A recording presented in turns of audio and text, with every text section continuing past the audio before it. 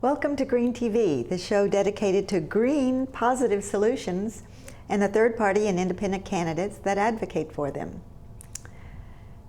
I'm Gail Farrell Parker, your host, and today we have with us Tareq Salahi, the independent Green candidate for U.S. Congress in Virginia's 7th Congressional District.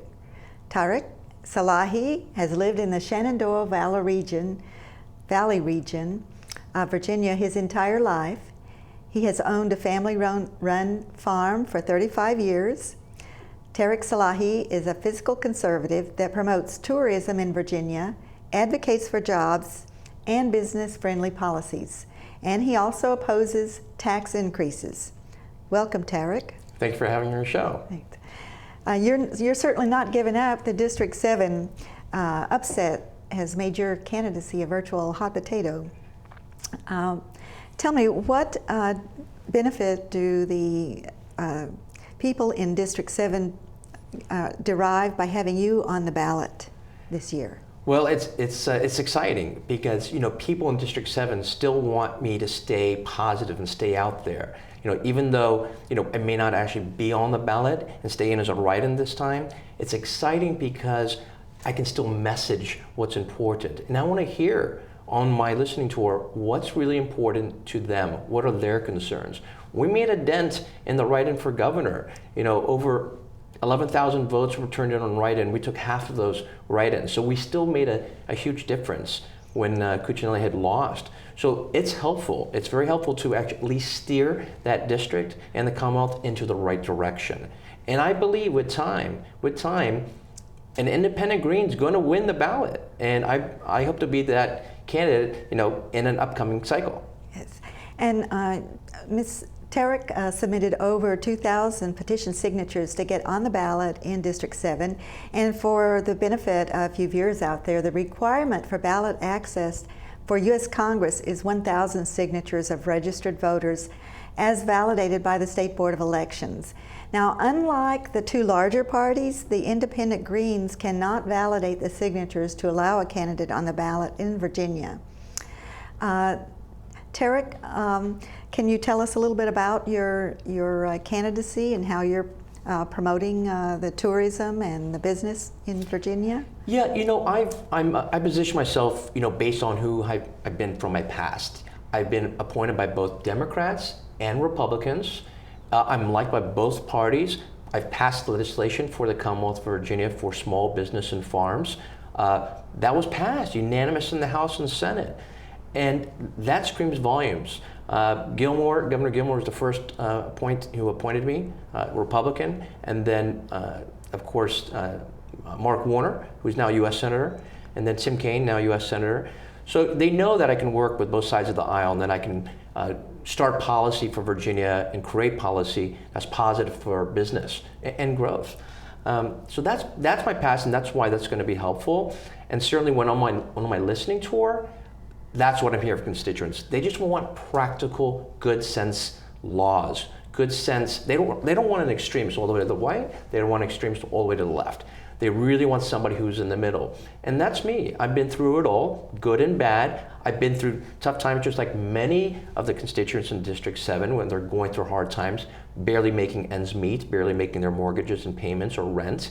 And you have to have gone through that in life to understand what they're talking about and what they're feeling and what their concerns are, what their fears are about their families and their jobs. And that's me. I'm not somebody who just sits behind a desk or is a professor somewhere. I'm somebody who's actually on the front lines, listening to the constituents on the tour. I'm out there every day. And you're making a connection with them. Well, being able to work across party lines is a really great skill to have, especially for an independent. Can you let us know what your secret is to being able to both work with both of those two sides? Being a communicator, listening, that's the most important. By listening to what the concerns are, you can find balance and compromise with anything, whatever it be a small business, a farm, whether it be a bed and breakfast, a hotel, a gas station, whatever the concerns are.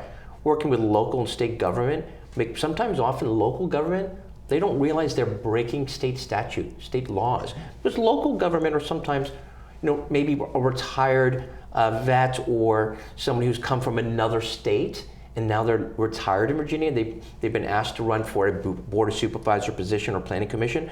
They're unaware of our Virginia ABC laws or maybe our federal laws when it comes to breweries or wineries or distilleries. And they can't make, these, unfortunately, they're making decisions that they just don't know anything about, and they technically don't have the authority to do that. So you got to find a balance of really going on the road, and this is something that we would do, go on the road and do an open house with local government, telling them, well, these are the laws we already have in Virginia, because Virginia operates under the Dillon's rule, which means state law trumps all local ordinance, any law. And that's not known by most Virginians. That's not even known by many of the board of supervisors or elected officials at the local level often. So these are the kind of things we have to do. Communicate between federal, state, and the local laws. And that helps businesses grow and stay in business. Yes. Common sense. Yeah. Very good, yes. Yeah. During your campaign to get on the ballot, the wineries and the vineyards teamed up with the More Trains, Less Traffic campaign to help to get you on the ballot. So tell us why that makes sense for them to team up, and could you expand on that a little bit more? Well, Virginia agriculture is a big, huge component of the Commonwealth of Virginia. I mean, farming is a big part of not only what we call now agritourism. We've coined this phrase agritourism, where folks from any part of the world or the Washington, D.C. area come out to wine country or come out to visit the beer trails, the distilleries, the Civil War fields, the bed and breakfast. They're buying gas at the gas stations, which contributes to our local, law enforcement and our public schools and our teachers and paves those roads.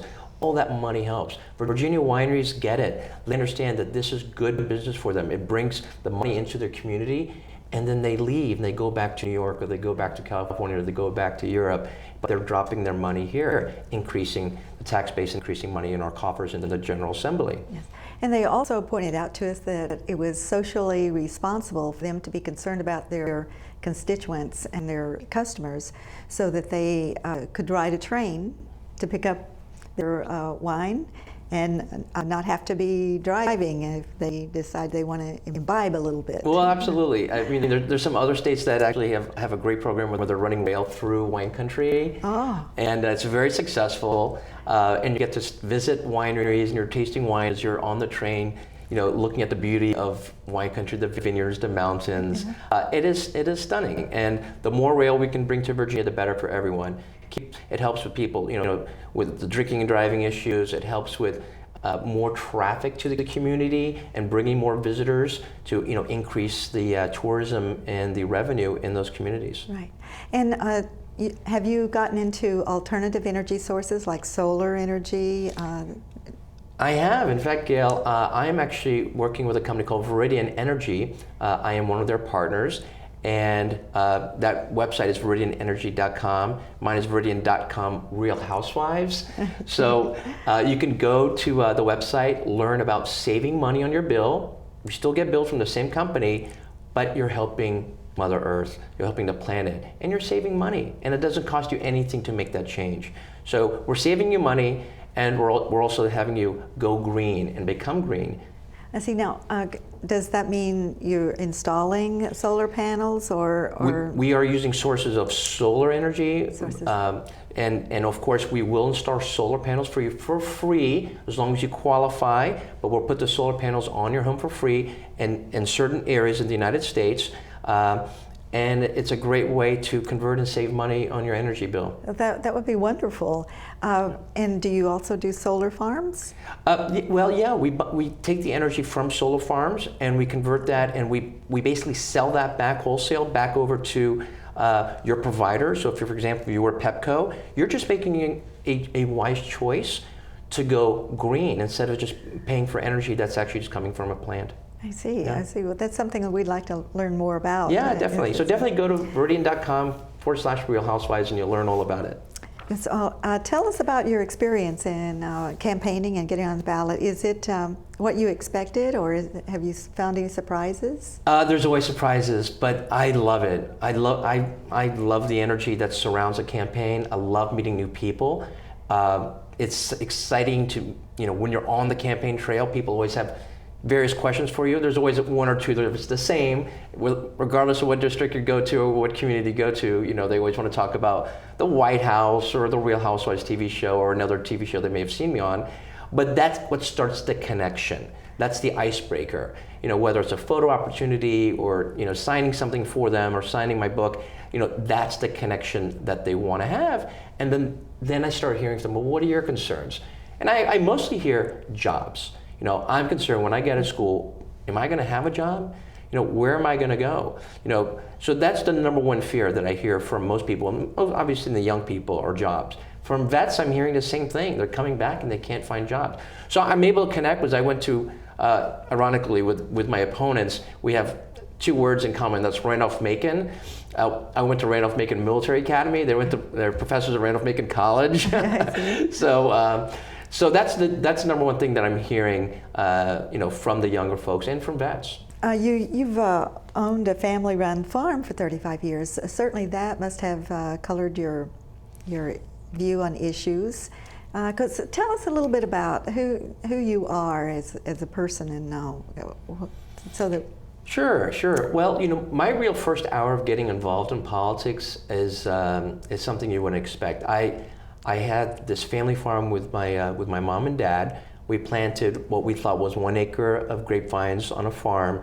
We planted the vines too closely. We ended up equivalent of 5 acres of grapes. Wow. So we had too many grapes coming in to crush, and when we crushed it, we'd have to vacate the house during harvest because the CO2 levels were too high. So we lived at the local Quality Inn hotel for a month while we were making the wine, and then we eventually built the winery. My mom said, well, something's got to change. So we built a very big winery at the time, and we were the 5th winery in the Commonwealth. So we put a lot of money, a lot of sweat, a lot of blood into this farm operation. As time went on, we started getting harassment from our local zoning office in Fauquier County. Mm. And sadly, I didn't know at the time, I was too young, too naive to understand, well, I could change laws. I didn't know, you know, you don't think like that. So we were defending ourselves. You know, well, the state says we can be a winery, and the state, Virginia ABC, says we can have visitors come taste our wines, and whether it's a wine tasting dinner or lunch, it's all authorized by the Commonwealth. Why is the county saying we can't do it? Never made sense. So I took it to the General Assembly, and I asked Dave Albo, Chairman of General Laws, who's still Chairman of General Laws today, to page for my bill. I wrote the bill myself. At first, everyone said, you're crazy, just like sometimes, you know, some of my opponents might say, oh, you're crazy to be running. Or, you know, they said that about me running for Man of the Year for the Leukemia Society. But guess what? My bill passed unanimous. We saved a lot of farm wineries. We jumped from 45 wineries to over 250 wineries today because of this legislation. This legislation paved the way for more businesses to come to the Commonwealth, which means more other trickle-down businesses come in. B&Bs, gas stations, you know, things that are all connected to more revenue for the state, which helps pay for everything that we all utilize in the Commonwealth. Mm-hmm. So it was a huge success, and obviously one of the reasons why the wineries are very supportive also of my cause, because without that bill, they wouldn't be able to do the functions that they do today. So I'm really proud of that. That was a huge accomplishment. Going back to the Leukemia Society, same thing. They said, oh, you couldn't do it. You're never going to become national man. You're never going to raise that kind of money. Well, we broke the record for the Leukemia Lymphoma Society, and we set that record in 2002. Yeah. That's wonderful. Yeah. Could you tell us a little bit about the rail tour in the vineyards and other places that you mentioned earlier? Yes, it's successful in Europe. It's successful in California.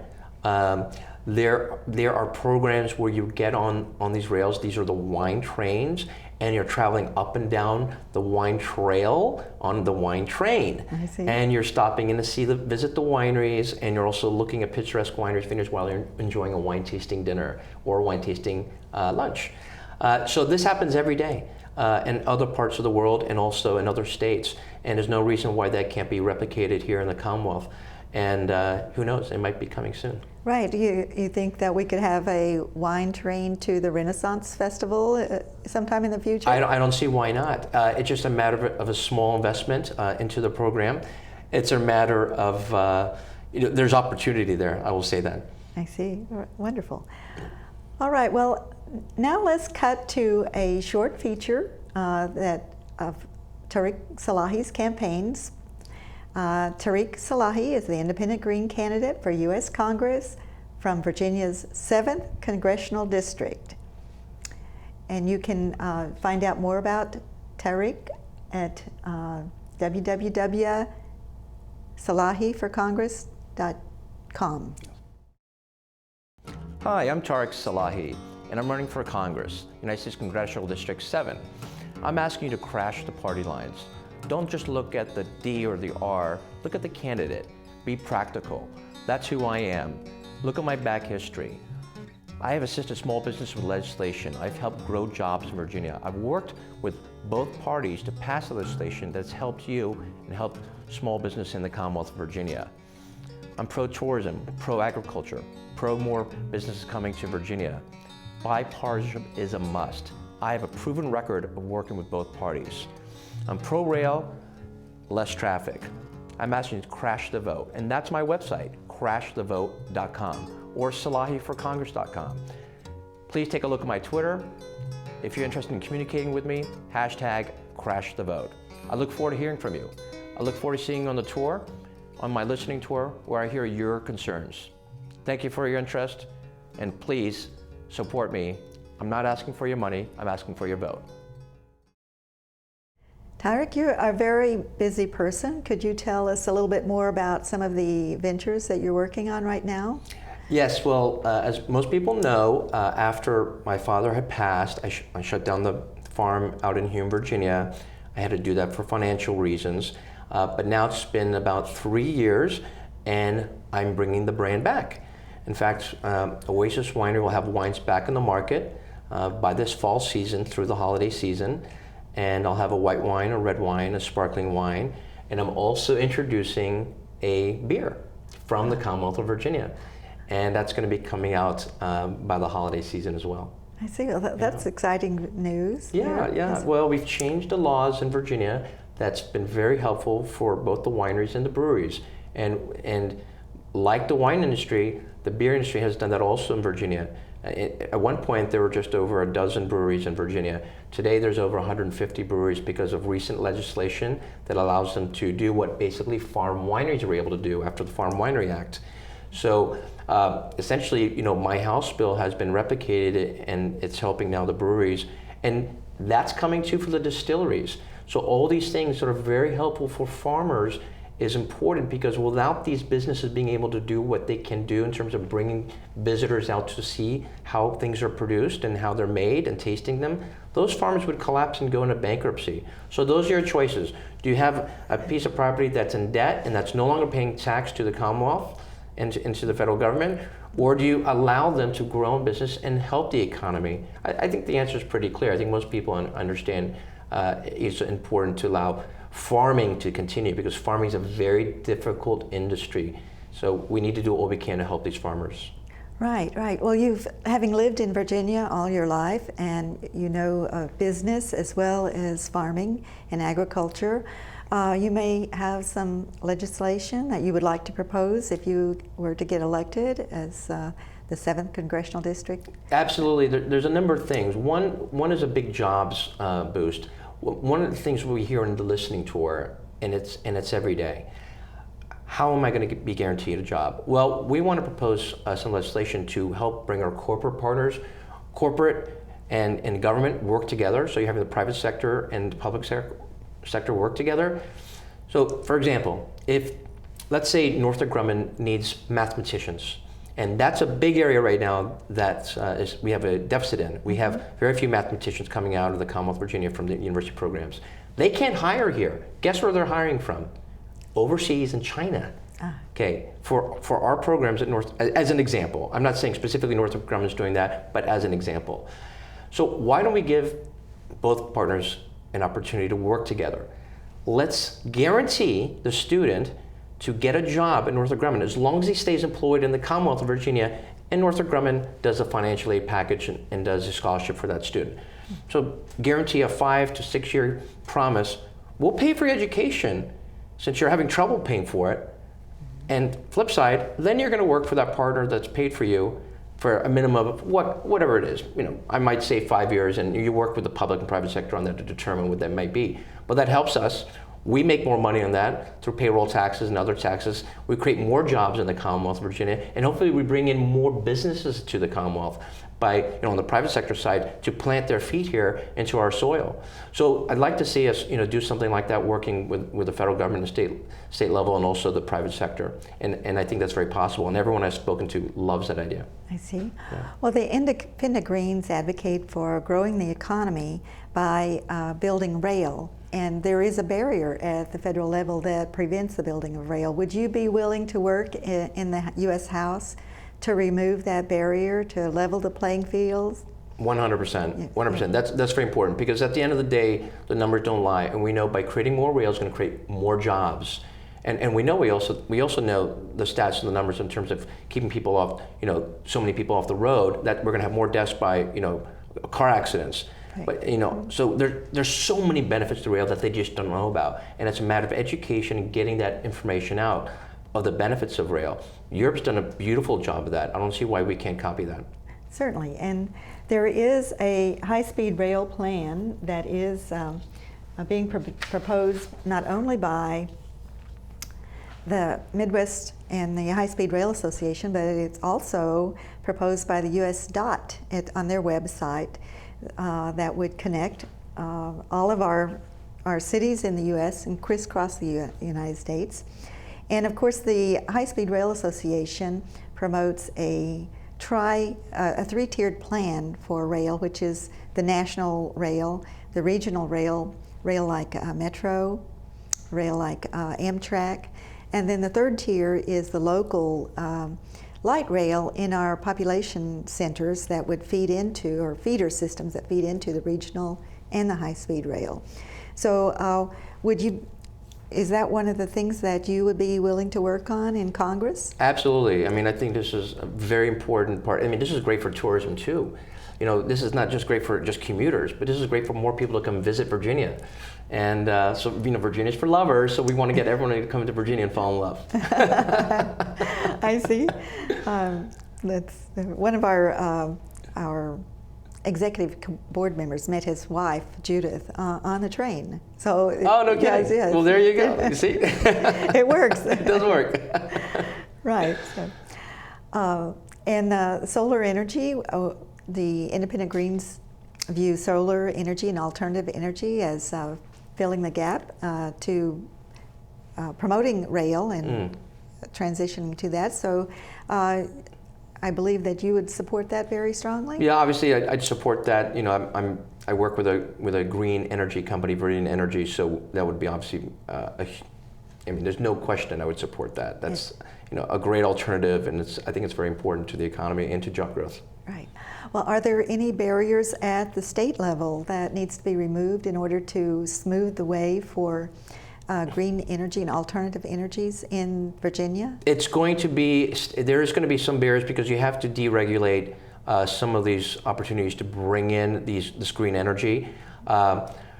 Certain parts of Virginia have become deregulated, but not completely. And let's just look at the bigger picture. There's also an issue even between the state and the counties. And there's going to be an issue even going to local groups. For example, PEC, although they are pro-green, they might have a problem with, these certain types of energy or farms being used. And I'm seeing that right now with the new energy company coming in, even over the last 2 weeks, onto my property, about putting in an alternative form of energy. And there are small groups on the local side that could be a barrier. So we need to work with them, communicate with them right away, and start discussing methods of solution and compromise. Right. Yep. Your method of working across party lines again. Yes, exactly. Working across. You've got to do the right away in the beginning. I've learned that from my experiences, even going to the White House. If you don't communicate right away, a lot of misunderstandings can happen. Oh, yes, yes. And the misunderstandings were that side of the gates of the White House, not on this side. So you've got to communicate properly so that not the wrong message isn't put out there. For sure, yeah. Sure. Well, thank you very much, Tareq Salahi, for being on the show today. We look forward to hearing more about your campaign in the future. And thank you for tuning in to Green TV. You can learn more about Tareq Salahi on his website, www.salahiforcongress.com. And you can also tweet us at #VAGreenTV with your questions on the issues. Please join us again. Our next guest will be a history-making candidate, Diane Blay, candidate for Congress in Virginia's 10th Congressional District. I'm Gail Farrell Parker. See you again next time.